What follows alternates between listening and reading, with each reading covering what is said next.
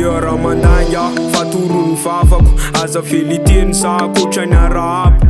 nofonofo ohatrany nofonofo rehetra nofonofony talina maniry atsiko rava fa nisofinao itio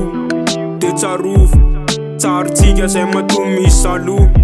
hitanao malala zany fahasambarana ianao plisy ana plisy zaza anakoroka de manomboka androany ary de zao azady nono tsara sansy ianao raha samy vehivavy fanambarako asambarana tsy vita ampandiafy ianao de ataoko tsapanao mihitsy milay manambady de hitady le tena secret sy le fombafomba mampaharitra avy ty de fombako loatra le manambady fa matoza manambady ianao malala tena ty azarakareny foko raha ilazanao zao mety mitomany momba na efa nafoko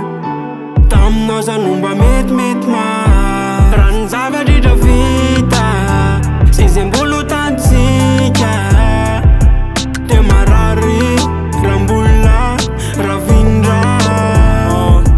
de androany anokana fotoana ataoko fananina mihitsy anao romantique de anao surprise hitondranao amin'ny moto afeo enao entiko andeha amiterana tsisy pahita fanirinao mihitsy ny mba tiako taterahana le hoe mandeha mivoaka de any anaty alamatory de mitondra tanty kely de sakafo de goûter de atao tsikotry reny tsisy blème reny tsony de tsy mody raha tsy afaka telo andro manao fitiavana ivelany tanany raha mangatsika anao anaty akanjo ba de tenenao afankalaiko ane mamoaka fanana de hitady an'le tena hoe fitiavany le tena tsara sy lay faranely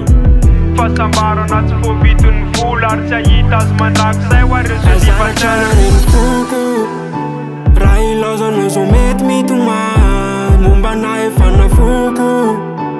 taminao zany mba metimety mary raha ny zavadritra vita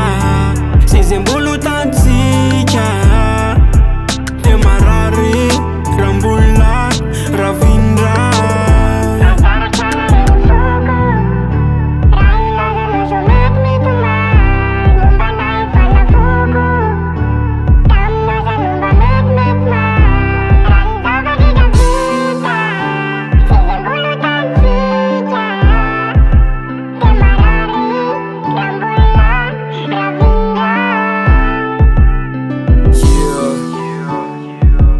efa fantatro amtiako lazainy